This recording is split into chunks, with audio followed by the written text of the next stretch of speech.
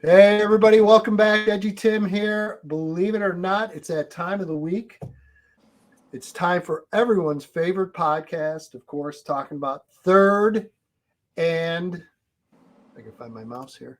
That guy, the coach, Matt Leng, joining us on the other end. And hello, sir. How are you?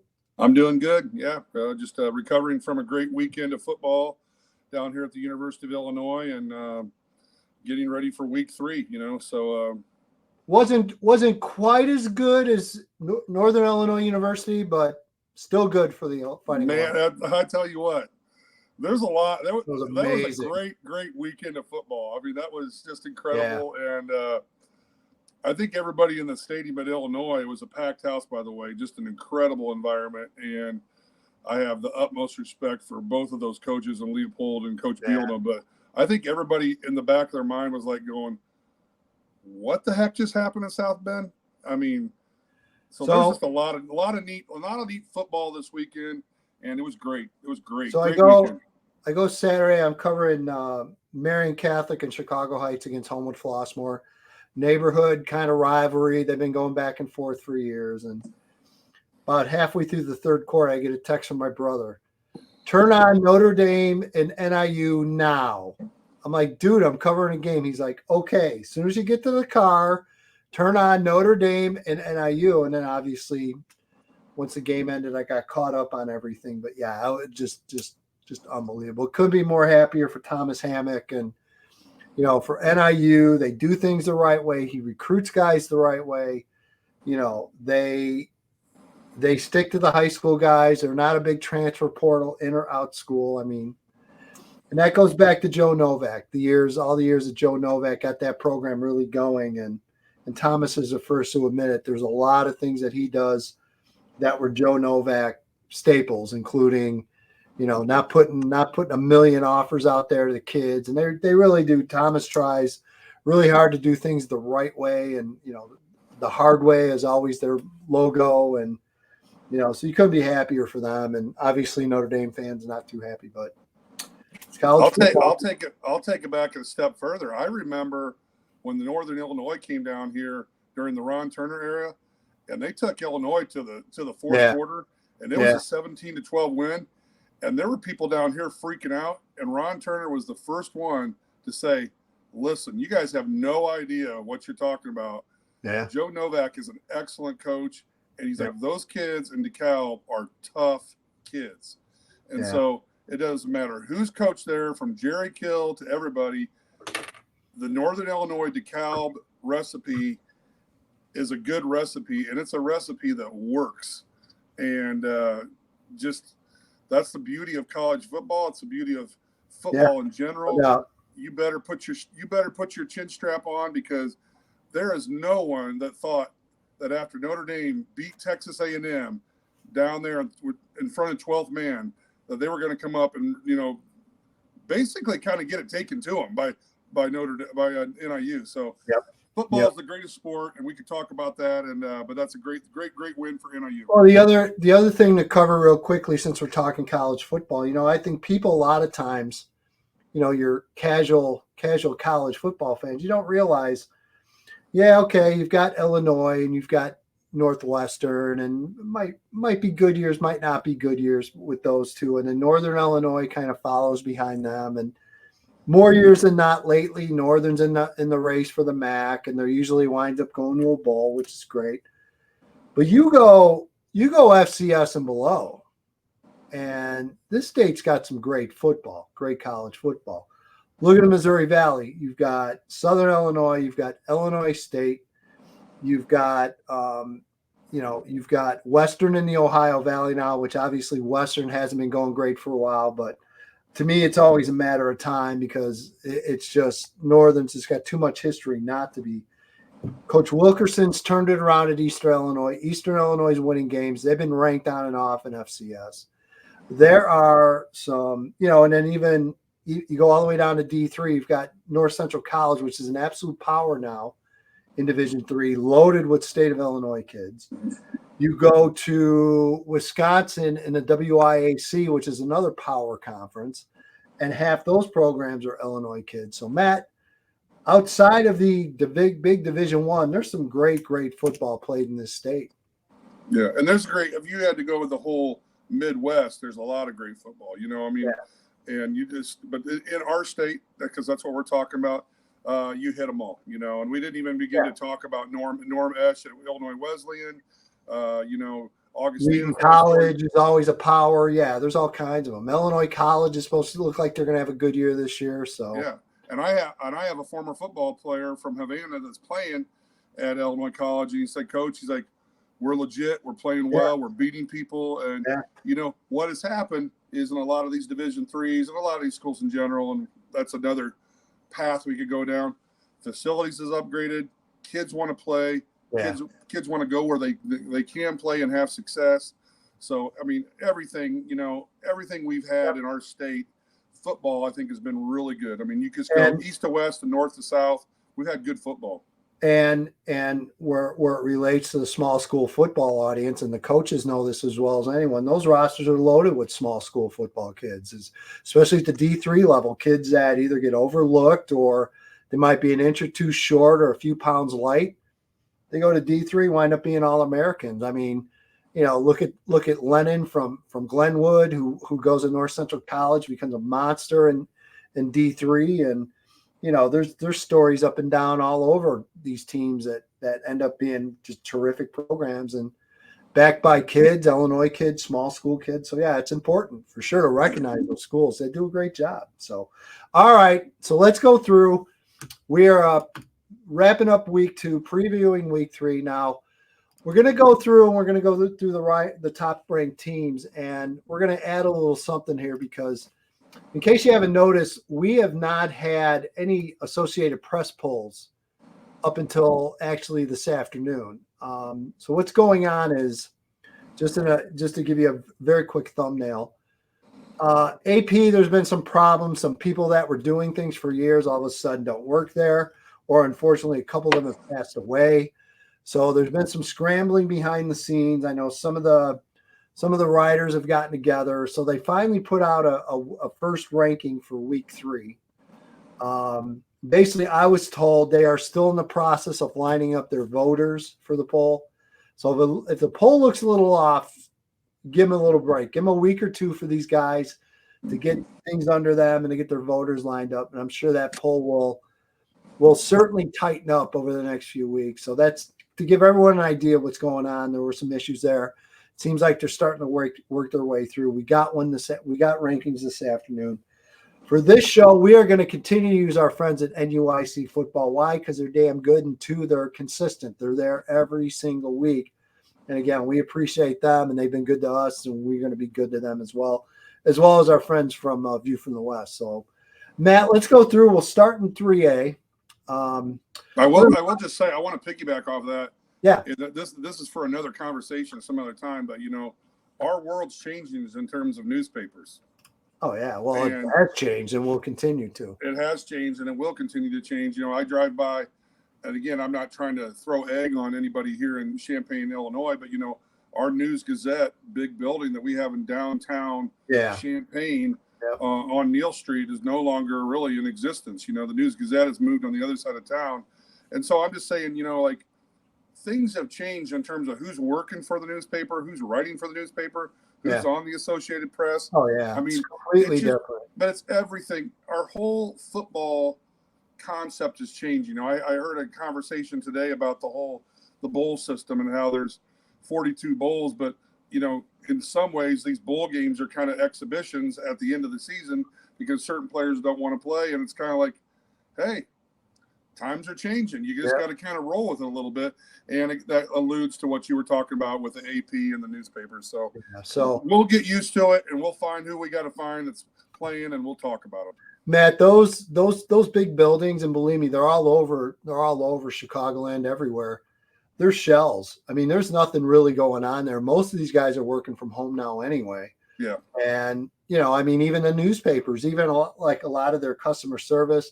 Hell, I remember delivering newspapers. I used to deliver the Northwest Indiana Times when I lived in Cal City growing up. You know, I remember going into that newspaper office, and it was like chaotic. It was so busy in there. to go from that to where we're at now, it's like you mentioned, just a different. In my heyday at Fisher, and one of the reasons probably why I had a little bit of claim to fame and why I had the notoriety and why I had publicity, I had good players. We were good, but we had three newspapers. We had the Pantograph and Bloomington Normal. We had the News Gazette, and we had the Rantoul Press. Yep. The Rantoul Press is now kind of, gone and kind of online. It's gobbled up by the News Gazette. But either way, those newspaper worlds have changed. And I can tell you right now that in terms of stories about high school football on Friday is now being produced and given to us on Monday, because the Saturday-Sunday version of the News Gazette is kind of a combo on Saturday. And everyone's doing that. So it's kind of things are changing. We'll adjust and we'll be fine.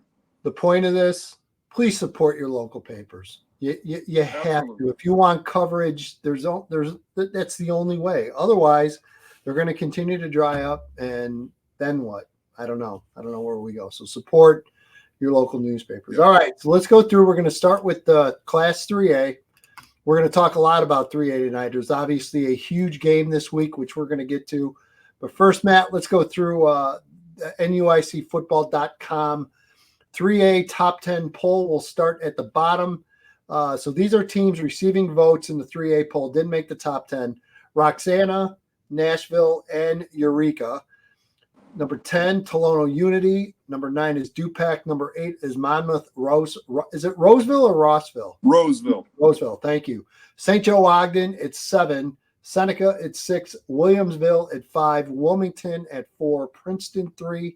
Montini Catholic 2. And Byron, number 1 team. And Matt, thoughts in 3A? And then obviously we need to talk about a huge last matchup here this week in 3A. Well, I will just say this. I think 3A is always the intriguing class for us to talk about. Not that 1A and 2A are the weak sisters by any stretch of the imagination in our state, because we've had great football and great championship games on 1 and 2A. But when 3A rolls around, we're always intrigued. It truly is a north-south type of atmosphere at those state championship games. We had a big game down in our neck of the woods here with St. Joe Ogden and Tolono Unity, and I feel bad that I haven't really mentioned Scott Hamilton's name. He's been there forever. He's got a great program. How long he's going to be there, you never know. I mean, he's been there forever, and they lost a heartbreaker at St. Joe in the final seconds on a field goal by Charlie Schmidt. So, that was a great atmosphere there in St. Joe Ogden. Just a wonderful, wonderful night. They brought the ball down the field there. Coy Taylor is the quarterback. He does a great job. Brendan Olenacek, he did a great job of snapping that ball. He's a junior lineman, and they got some big linemen along with the Wagner kid. And they kind of dominated that game, up and down the field in terms of moving the ball. Hamilton has a great team. It came down to a final kick. So, tip your hat off to St. Joe Ogden. Another team to watch out for, and we didn't talk about this, and it's the Hoffman kid over there at Dupac, the quarterback. The quarterback. We didn't talk about that. I think sometimes a lot of names and a lot of teams can kind of get gobbled up in the NUIC because, let's face it, you had Georgia and Alabama, beating each other up in that conference in terms of the Forestons and the Lanas and all those. But, give some credit to Dupac. This Hoffman kid can really sling the ball. He's athletic, and they're off to a great start. You keep going up the ranks there, and we have a gigantic, weird setup here in week 3 with Byron and Williamsville, and it's just a neat thing because I was just going to say I've established a good rapport with both Aaron and both Jeff, and they're both polar opposite in terms of kind of how they approach the game a little bit. Jeff is very melancholy, very low key.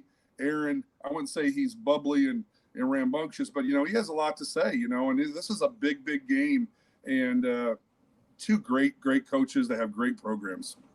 Yeah, no doubt about it. And again, it's one of those, Matt, where if I would have planned my schedule out a little better, I have a feeling I'd be down in Williamsville on Friday for that one. Unfortunately, I've got stuff going on up here this weekend that's kind of keeping me a little tethered a little bit closer than I usually would be, but yeah, just a tremendous game. And I'm even hearing from former head coaches that are reaching out to me and telling me, "Hey, dude, there's a great 3A game down in Williamsville this week." I'm like, "Oh, you don't need to tell me. I'm well aware of it." So, well, I can give you a little bit of a sneak preview of that game, sure, fire listeners. away. Yep. I'm very lucky that I've introduced myself to both of these guys over the years. I get a free press pass thanks to EDGYTIM, and just me being third and Leng, I get to sit in the booth there on Friday night. And thank you, Aaron Coons, for all the great things you've done with high school football and allowing me to come down there. They're going to rotate 2 quarterbacks at Williamsville this Friday night. Caden Entwistle is a sophomore, and then Jackson Sanders is a junior. Their offensive linemen, they brought back 3 returning starters. Corbin Stewart, who started as a sophomore and was injured most of the junior year. He's right up there with Caden Call, Matthew Crouch. They got a nice team here. The tight end is a Carson Beatty kid.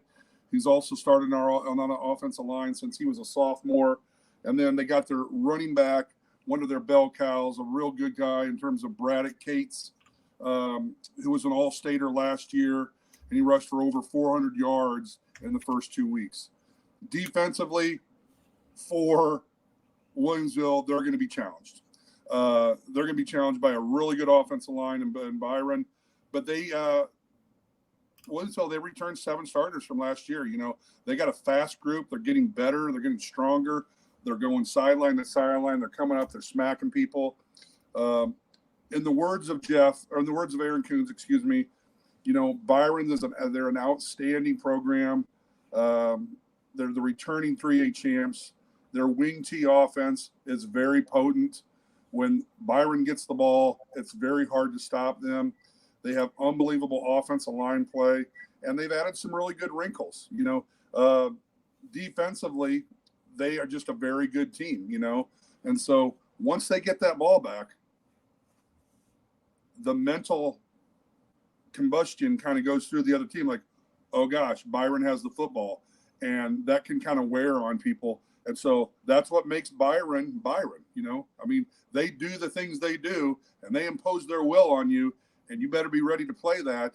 And then you better take advantage of those opportunities when you have the ball, and you better belly up with them defensively.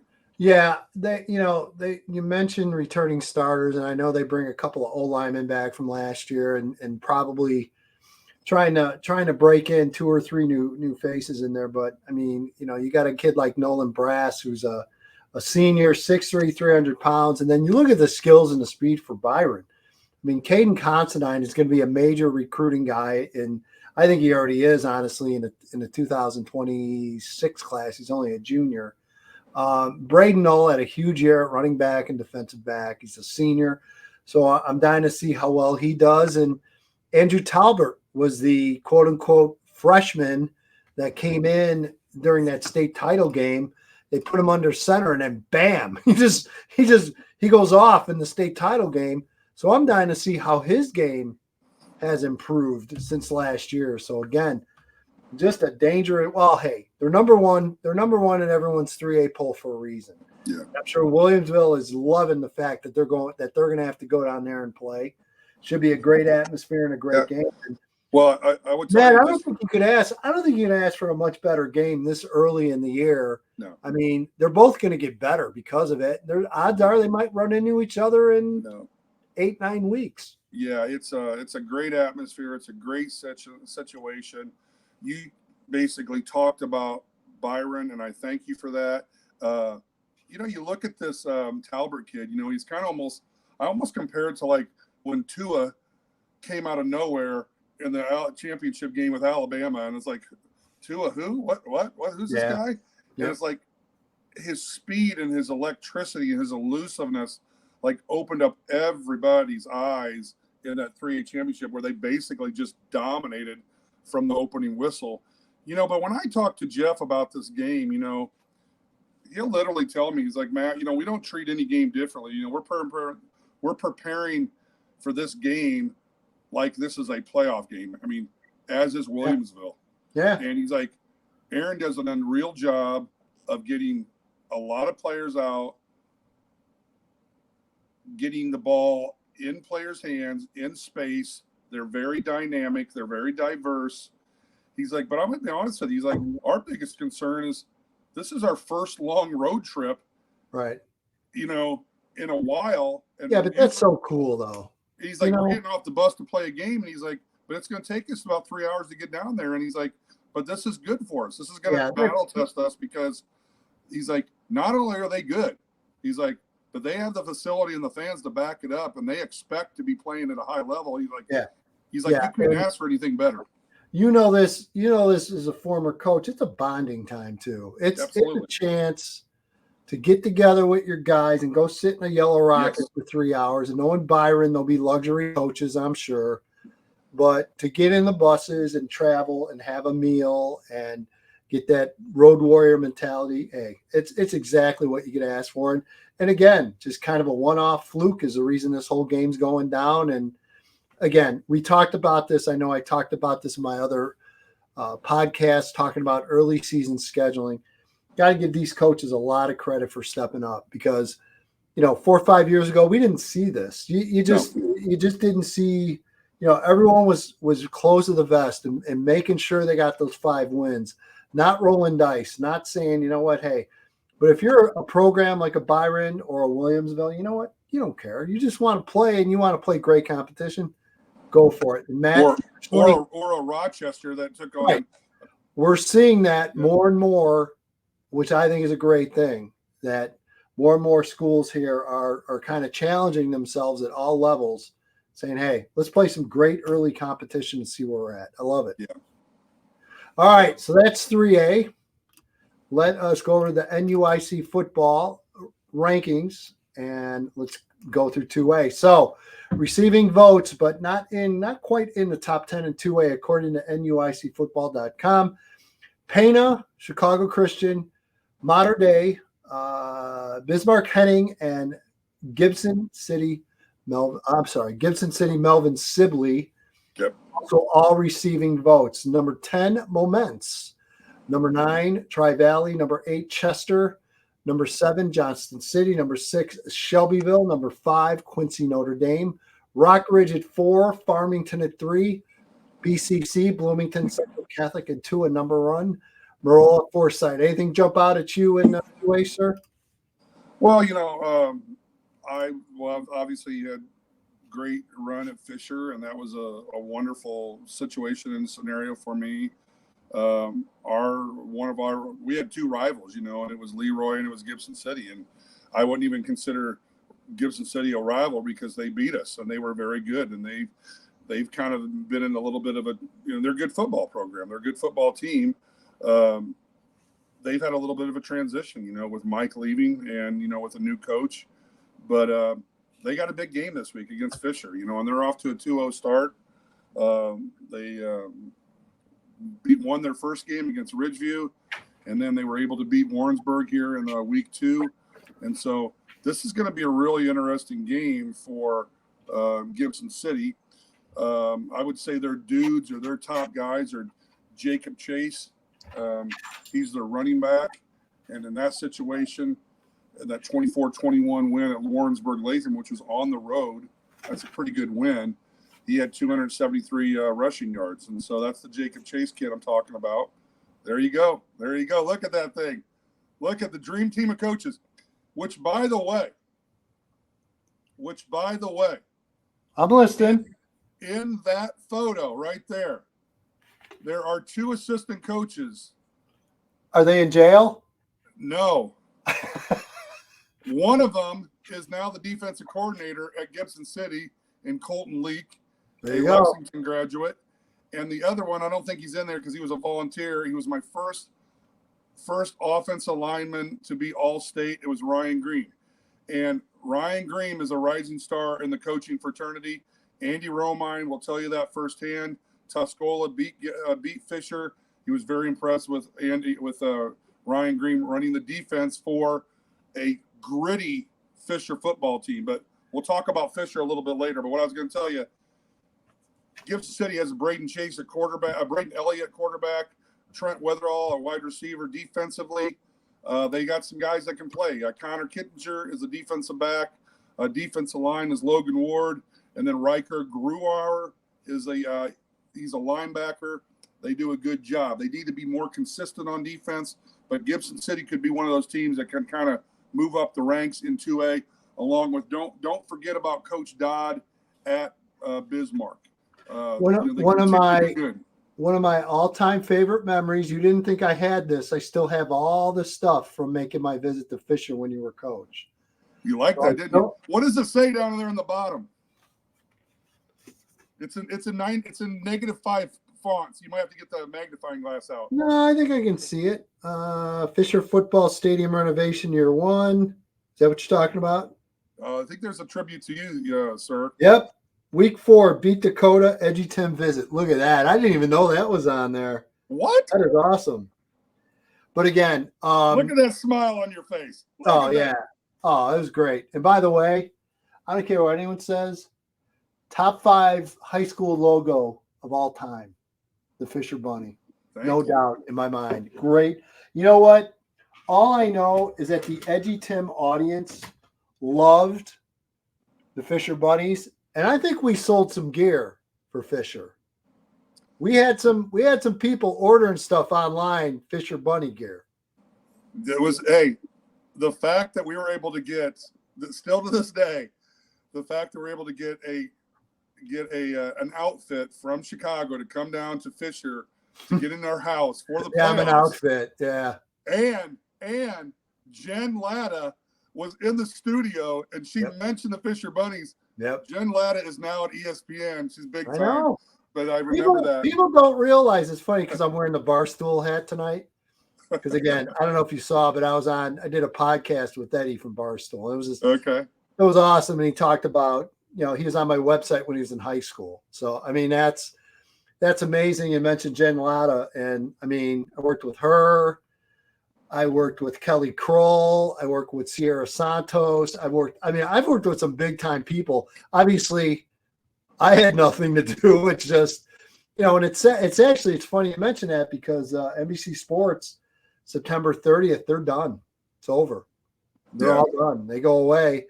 There'll be a new Chicago sports network, but a little bit sad, a little melancholy because I met some great people and had some great experiences there. Yeah. Anytime I see Jen Latta, number one, might just, she's so good. Very impressive. But I just remember her shouting out about the Fisher Bunnies. Yeah. But anyway, again, 2A, I'll just go back to 2A. Gibson City's a team to watch out for. I think it's going to be really interesting to kind of see how that unfolds, whether Maroa can continue to do the things they do in 2A. But, we'll see. Bloomington Central Catholic, they'll have their work cut out for them in this conference that they play in with the Tolona Unities and the St. Joe's and the Monticellos.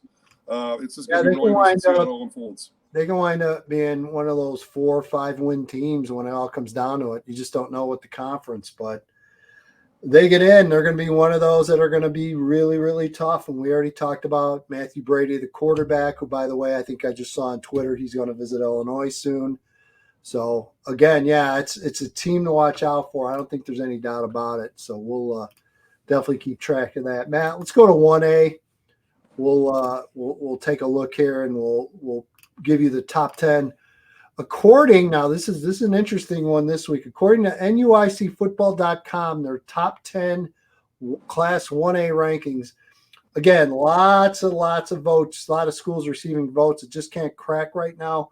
Newman Central Catholic received votes. Hope Academy at 0-2 received votes. Again, Hope Academy, that's a loaded non-conference schedule. Casey Westfield received votes. Rova Weathersfield received votes. And Hayworth receive votes. Top 10, here we go. Number 10, Anawan Weathersfield. 9, Fulton. Number 8, Stark County. 7, Greenfield Northwestern. Leroy at 6, Camp Point Central at 5. How about them? How about Camp Point losing there? Yeah. Aurora Christian at 4, Calhoun at 3, and tied for first. Interesting. Althoff and Lena Winslow. Your thoughts, sir? It's a little different. Yeah, I'm just trying to. I just lost the top three or top four there. After Altoff and Leng. Aurora Christian, fours well, Aurora Hardin Christian, Calhoun. three Watch out for Calhoun. Hardin Calhoun. Hardin Calhoun has a storied tradition over the years. Back in the day when they won state championships, way back in the day, back to back. Scott Hamilton was on that staff, and then he brought that mentality up to Tolona Unity. Hardin Calhoun always kind of comes out of nowhere, and they're a team to be reckoned with over there on that side of the state. We always talk. Me and Coach Welder always used to talk about it. The Western Illinois concept, the Western Illinois demographics. It's a little bit different, okay? But there are tough, hard-nosed kids over there. And you see that in 8-man football, but you see that in 1A and in 2A football. And Hardin Calhoun and Camp Point Central, that was a low-scoring, just, go to the boxing ring type of game, and it was just really intense. I will tell you, in our area, I've said this time and time again, when Leroy High School is a tough, hard-nosed opponent, they're running the ball well and they're playing great defense, and they usually have senior leadership. The head coach, BJ Zalesnik, his son, Bo Zalesnik. I'm trying to think who else they have. They got another running back, but they really, really had a statement win against Tri-Valley, 41-14. That was Tri-Valley's first loss in the regular season since 2022. It's going to be really interesting to see how Leroy does in the brand new conference, because they'll have some tough games coming up. By the way, before we dig into 1A, or actually we did 1A, we'll do 8-man.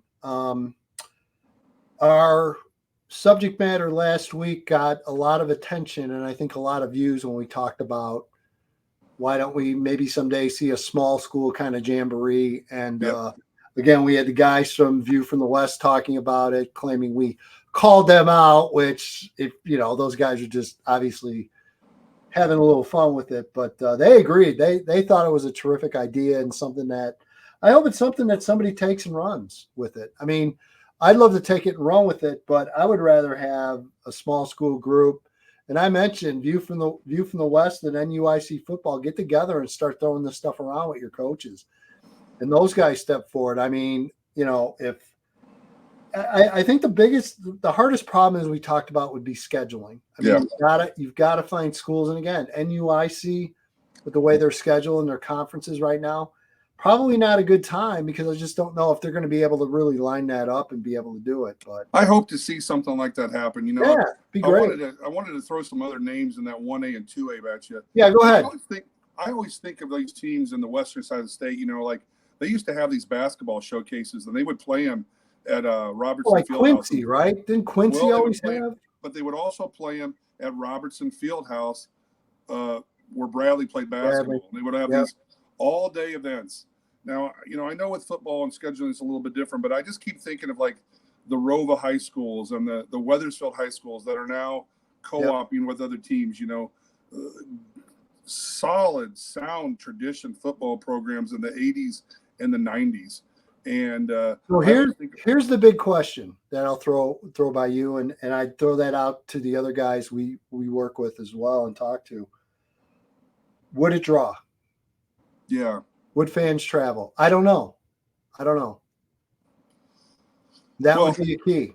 That's the $1 million question, because you got to think of location and you got to think of where you're going to play the game at. Right. And we've only got so many venues. So, it's nice on paper, but it's just a challenge. Well, you look at. We talked about Williamsville and their facilities. They could definitely hold something like that. Yeah. And there are other high school facilities that are really top notch. Yeah. That could hold it, but like I said, you would have to hit that soft spot and that right timing and the right place, I think, to make it fly. But I think it's at least worth throwing around a little bit. Anyway, well, how to get that out there. I think you can do it, and I think more people want to do it. Maybe you got to find the right, like again, you just said it, right timing, right schedule, right teams, right location. Yep. It's there's plenty of places you can play at, and you're giving up a home game, which everyone has to understand. You're giving up a home game. You're not going to make a ton of money off it. I would say it'd be great if you get a whole bunch of advertisers. I don't know what the possibility of that is. I still think you can make it work. So we'll see. One team I didn't want to leave out, and I think it's in 2A, is KC Westfield. They had a big win at El Paso. Okay, and I don't know if that game was at KC 1A. or what, but KC 1A. Westfield, 1A. So KC Westfield, so they dipped down to 1A because they used to be 2A. Right. But so some of these story programs and these old school names playing hard-nosed football, Casey, for the longest time over several years, were dominant in 2A football. And so they had a big win against El Paso. El Paso has been really good in the Art of Illinois Conference. So it's going to be interesting to see how that all unfolds. All right, very good. Let's check in on our friends in 8-man football. Of course, these are the top 10 8-man teams according to NUICfootball.com. So we'll get, again, receiving votes. St. Thomas More and West Carroll. Number 10 is West Central. Number 9, Milford Cisna Park. South Fork at 8. Pawnee at 7. Flanagan, Cornell, Woodland at 6. Ridgewood at 5, Martinsville at 4, Milledgeville at 3, Polo at 2, and Amboy at number 1. What have you been paying attention to in 8A? What are you kind of interested and want to sniff out a little bit moving forward in 8A? Anything in particular? Well, I'll be honest with you. There's a little bit of research to be done on 8-man. We don't. Yep, no doubt.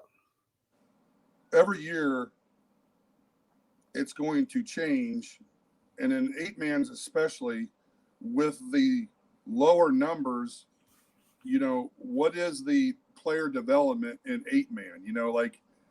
Is it a new person coming up, or is it that freshman that's going to be a sophomore that's going to be a junior? We don't really know. Right. But I can tell you this, and I said this last time, the same teams are still continuing to be effective in 8-man, just like they were in 1A over the last 25 years. And a lot of those teams come from the north.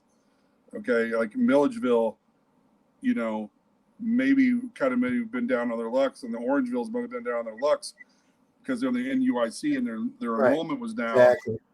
But not anymore. Amboy,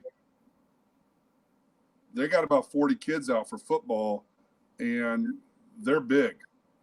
Martinsville has barely 125 kids in their students, 125 kids enrollment, and they kind of had their coming out party last year, and they were one game away from playing in the state championship, and they got beat by Ridgewood. So there's more research to be done. There's more guys to talk to, but there's a lot of good football coaches: Flanagan, Cornell, Jason Kirby, Pat Elder, Clint Schwartz at Milford, and obviously Amboy, sent a message last year. But it's going to be a lot of fun to dissect. And as the year goes on, we'll get some more names and some more guys to talk to, and we'll get more information to our listeners. Excellent. I know there were a couple of things you wanted to touch on. We talked about the big matchup in 3A this week between Williamsville and Byron. One thing you mentioned, you're talking about a couple of coaches and, might be the end and wrap it up. A subject that I think we touched on last year, and I know on other podcasts I touch on it as well, is overall the longevity of high school coaches and where the days of, well, you're a prime example, the days of coaches being that 30, 35-year head coach, one program, is it coming to an end, in your opinion? Because it sure feels that way. That this might be the last lap or two of guys in the system versus guys that have either moved on for family reasons, guys that have moved on for job reasons. A lot of times you'll see coaches that have been at school for a while end up getting an administration position, and then they're made to basically give up the coaching position.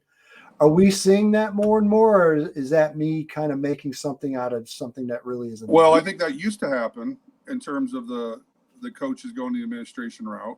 Oh, it still does. And it still does. But I will just say this. I think in terms of teachers coming through the ranks that want to be, hey, I want Coach Ball. Oh, I'm going to teach. I'm going to coach ball. I think those days are kind of few and far between because I don't think there's there's not a lot of people going into college to be teachers anymore. I mean, it is what it is. I mean, I don't mean to burst anybody's bubble, but I mean, I look at me and I look at me and when I came through the ranks, I was with Pat Elder, Jason Kirby, Eric Lyons, Jake Palmer. He's younger than me. We're all wanted to coach ball. So we got our PE degree, we got our history degree, we got our math degree. The Cully Welders of the world. But so if you're at home, you can drink. He said it. So there you go. That's a drinking game with the show. Like 5 years ago, we were talking about Kenny Leonard and Pat Ryan and all these guys that are stepping aside. And now we're looking at, down the road, like Coley Welder, Scott Hamilton, Guy Goodlove. I'm trying to think of other names, but below that is that next tier of Jeff Boyer, Brad Dixon. They've been around a while. Yeah.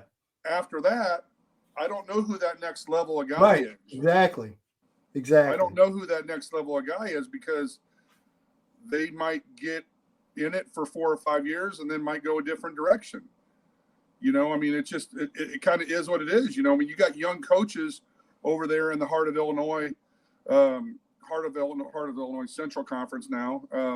Matt Barnes is at Ridgeview with the co-op at Lexington. He's a young guy.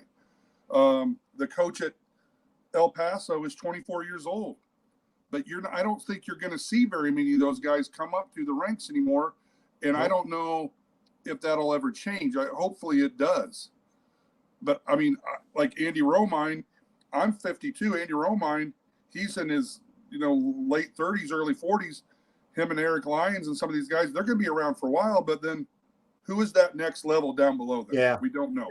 Yeah, it's, and I don't know if it's a good thing or a bad thing. Honestly, I think it's a good thing that coaches are realizing that, and you're one of them as well, where your kids are getting older, there's more responsibilities.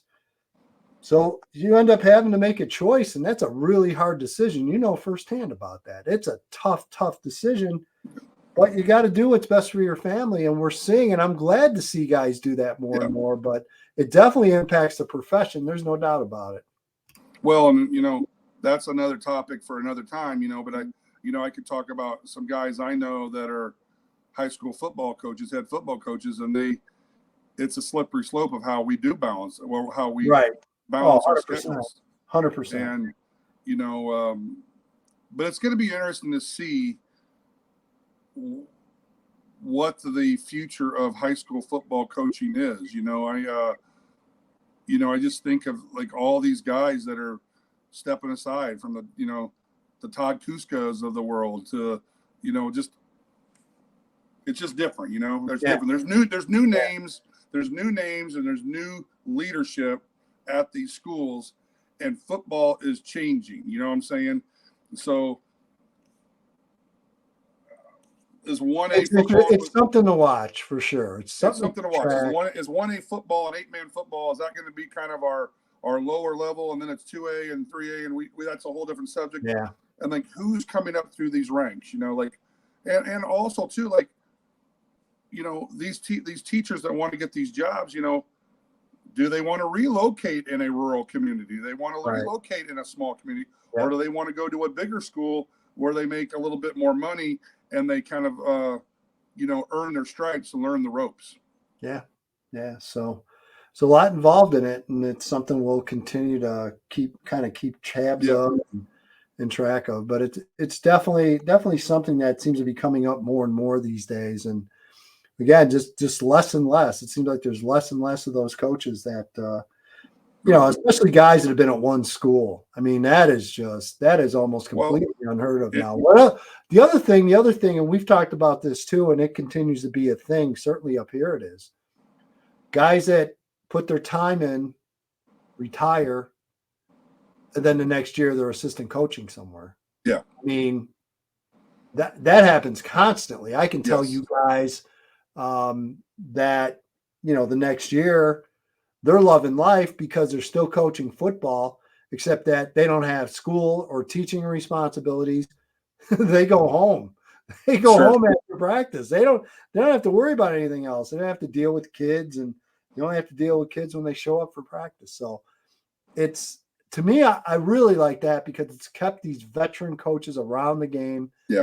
And it kind of gives them a second lease on life, and they're digging things because, it's just much less responsibility.